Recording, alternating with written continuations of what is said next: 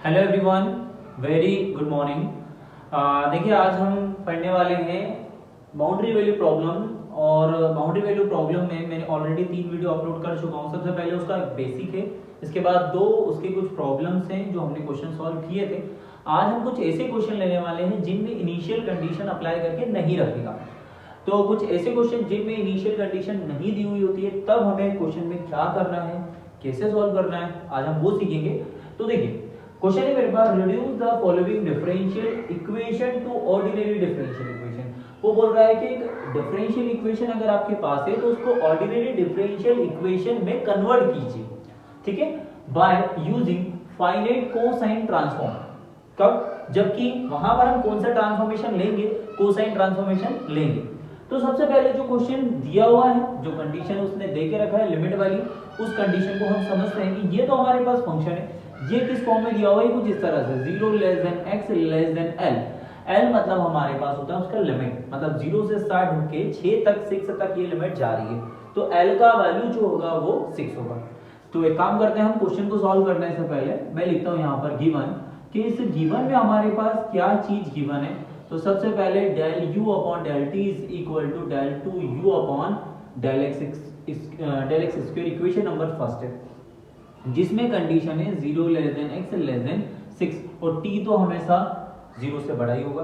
अब ये कंडीशन, अब क्वेश्चन में क्लियरली उसने दे के रखा है by using finite cosine transform, मतलब इसका क्या लेना है, कोसाइन ट्रांसफॉर्म लेना है। तो हम लिखते हैं यहां पर टेकिंग कोसाइन ट्रांसफॉर्म। अब देखिए कोसाइन ट्रांसफॉर्म में पहले तो हम फॉर्मूला लिखेंगे, इसके बाद उसके वैल्यू को हम चेंज करेंगे।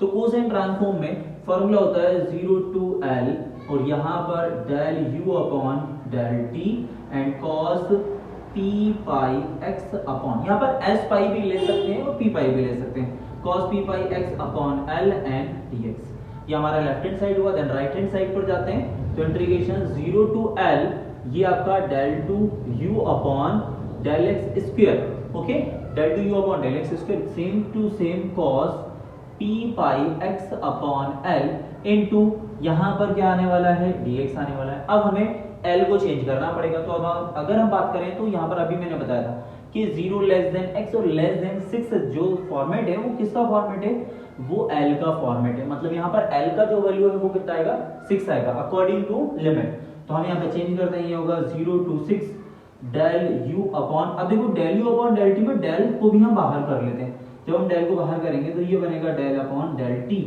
u cos p pi x upon 6। अब 6 कैसे है, क्लियर है, क्योंकि l जो है वो लिमिट है हमारे पास, लिमिट ऑलरेडी हमारे पास 6 पर है। तो ये हो गया 6 पूरे के बाहर dx is equal to 0 to 6। ये आपका, हम cos वाले को पहले लिख लेते हैं, cos p pi x upon 6, ठीक है, और यहां पर del 2u upon del x square and dx ये आ रहा है हमारे पास। अब देखिए ये तो एक पूरा की पूरा एक फॉर्मूला बन रहा है, ये मैंने कंडीशन आपको पहले ही सिखा दिया हूं कि जब भी कुछ इस तरह से हमारे पास आता है कि 0 to l दे, 0 से पाई दे, 0 से 6 दे, और यहां पर जैसे u cos लिखा हुआ है, p पाई x अपॉन में 6 लिखा हुआ है, तो ये पूरा के पूरा किसके इक्वल होता है, ये होता है u कॉम्प्लीमेंट c के, क्योंकि यहाँ पर कोसाइन ट्रांसफॉर्मेशन है इसलिए यहाँ पर c लगा है, ओके। अब यहाँ पर ये तो पूरा के पूरा u कॉम्प्लीमेंट c में कन्वर्ट हो रहा है। अब अगर हम राइट हैंड साइड पर जाएं तो यहाँ पर फर्स्ट इंटू सेकंड का फॉर्मूला लग रहा है, तो हम यहाँ पर फर्स्ट इंटू सेकंड का फॉर्मूला लगाएंगे, देन इस पूरे को हम u कॉम्प्लीमेंट c में कन्वर्ट करेंगे। तो ये बनेगा del u complement c upon del t is equal to, यहाँ पर अगर हम चले तो फर्स्ट इंटू सेकंड का फॉर्मूला क्या है, first cos p pi x upon 6, first as it is second वाले का इंटीग्रेशन। तो सेकंड वाला मतलब del 2 u upon del x square and dx का integration minus integration in curly bracket. अब करली ब्रैकेट के बाहर हम लिखते हैं d अपॉन dx फर्स्ट। तो d अपॉन dx की बात करें तो फर्स्ट हमारे पास क्या है, cos p pi x upon में 6, ओके, ये हमारा फर्स्ट फंक्शन हो गया। देन ये पूरा के पूरा जब आ रहा है तो अब इंटीग्रेशन सेकंड करना है वापस से, क्योंकि फॉर्मूला कुछ इसी तरह से है, ये आपका होगा del 2u upon del x square and dx, curly bracket close and dx। और ये पूरा के पूरा बड़े वाले ब्रैकेट के अंदर चल रहा है, लिमिट है 0 to 6। ओके, चलिए ये तो हमारे पास सेम चल रहा है, इसको हम एज इट इज लेके चलते हैं। यहाँ पर अगर हम देखें तो cos p pi x upon में 6, ठीक है, ये भी सेम है। अब देखो del two u upon del x square, ये एक डेरिवेटिव है और ये इंटीग्रेशन, डेरिवेटिव इंटीग्रेशन कैंसिल हो जाते हैं, कितना बचेगा, del u upon del x बचेगा, और इस पूरे की जो लिमिट है वो क्या है 0 से 6 है। ओके, ये हमने अलग कर लिया। यहाँ पर चलते हैं minus cos p pi x upon 6।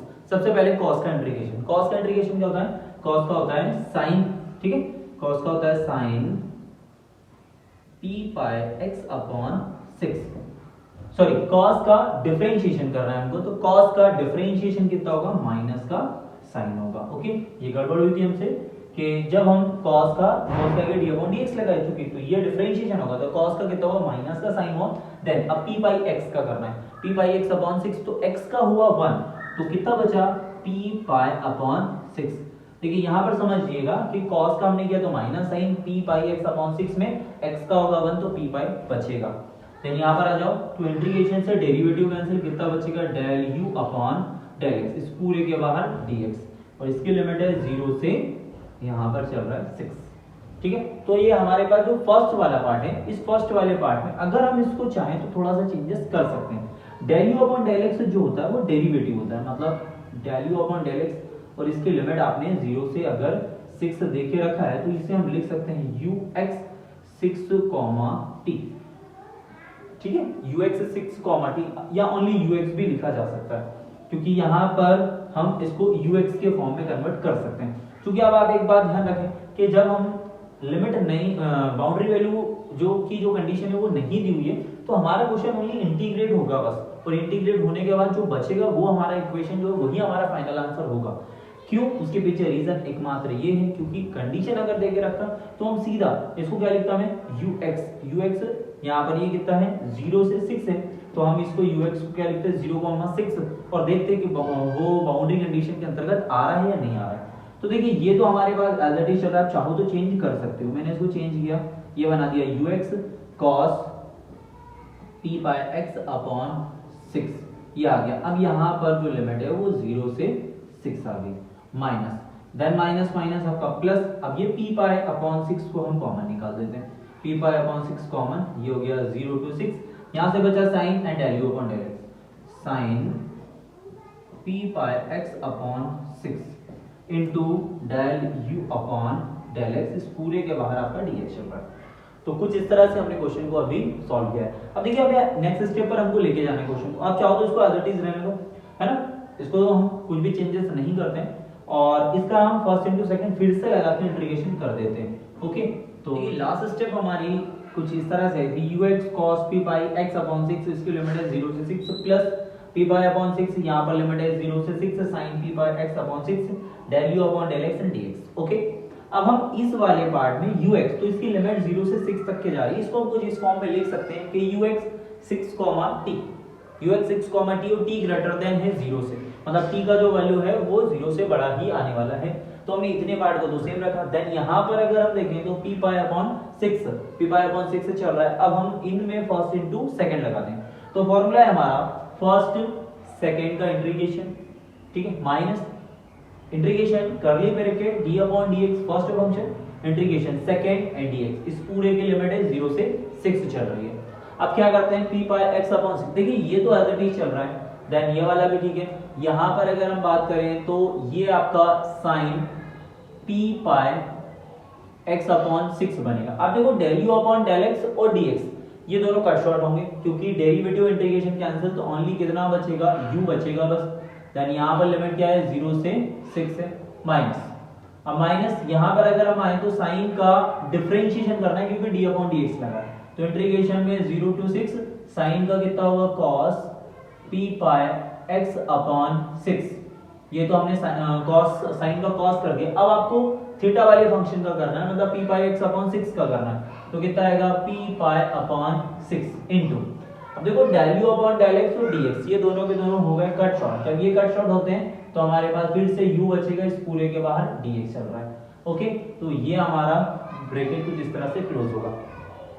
ठीक है, यहाँ पर मैंने लिखा del U C complement upon में del T is equal to U X 6 T cos P pi X upon में 6 प्लस पी पाई अपॉन में 6। अब देखिए यहाँ पर अगर हम लिमिट रखें तो इतने वाले पार्ट में मैं पहले लिमिट रख देता हूँ। जब मैं लिमिट रखूंगा तो ये हो जाएगा साइन पी पाई 6 अपॉन में 6 माइनस साइन 0, और इस पूरे के बाहर u चल रहा है, देन यहाँ पर भी u चल रहा है। ये हमने क्या किया, upper limit minus lower limit वाला केस हमने लगा दिया, u sin p pi into 6 upon 6 u sin 0, क्योंकि जब 0 से मल्टीप्लाई करूंगा तो पूरा के पूरा 0 बन जाएगा। देन यहाँ पर अगर हम देखें तो ये कुछ इस फॉर्म में बन रहा है, p पाई अपॉन 6 पूरे से बाहर इंटीग्रेशन में 0 to 6, और ये हो जाएगा cos सॉरी इसको हम पहले u लिखेंगे कि u, और ये हो जाएगा u cos p pi x upon में 6 एंड dx। कुछ इस तरह से हमारे पास बचा हुआ है। अब देखिए ये वाला पार्ट तो 0 बन रहा है, कैसे 6 से 6 कैंसिल, sin p पाई या sin n पाई, जब sin n पाई होता है तो भी 0 मिलता है, और sin 0 जो कि 0 ही है ना, तो ये वाला पार्ट हमारा हो गया 0। तो यहां से कितना आ रहा है u x 6 t cos p pi x upon में 6 प्लस 0। आप इसका मल्टीप्लाई कर दीजिए तो माइनस p पाई अपॉन 6 इस पूरे का होल हाफ स्क्वायर, क्योंकि p पाई से p पाई एंड 6 से 6 इन दोनों का मल्टीप्लाई करते हैं तो होल हाफ स्क्वायर मिल जाएगा आपको। ये हो गया u cos p pi x upon 6 and dx। ठीक है, इसके लिमिट है 0 से 6 है। अब देखिए ये भी एक फॉर्मूला बन रहा है, ये फॉर्मूला किसका है, एक मिनट में फॉर्मूला चेक कर लेता हूँ। तो ये फॉर्मूला बनेगा u कॉम्प्लीमेंट c का, क्योंकि यहाँ पर cos है, क्योंकि सेम टू सेम हमने ऊपर भी फॉर्मूला बनाकर आए हैं। तो ये फॉर्मूला है 0 से 6 u cos p pi x upon 6 and dx is equal to होता है u कॉम्प्लीमेंट c। तो ये इसको हम u कॉम्प्लीमेंट में कन्वर्ट करते हैं, तो हमारे पास फॉर्मूला जो था उस फॉर्मूले से ये पूरे के पूरा चेंज, देन यहाँ पर क्या बचा, u x 6 t cos p pi x upon 6 and minus p pi upon 6 का होल हाफ स्क्वायर, ये पूरा की पूरा whole half square, then u complement c बच रहा है। ये हमारा होगा फाइनल आंसर, क्योंकि इसमें कोई कंडीशन नहीं देके रखा। अगर कंडीशन देके रखता तो उसको मैं और आगे तक के ले जाके सॉल्व करता। चलिए क्वेश्चन मैं आपको दे रहा हूँ, बिल्कुल सेम टू सेम आपको करना है। ठीक है, यहाँ पर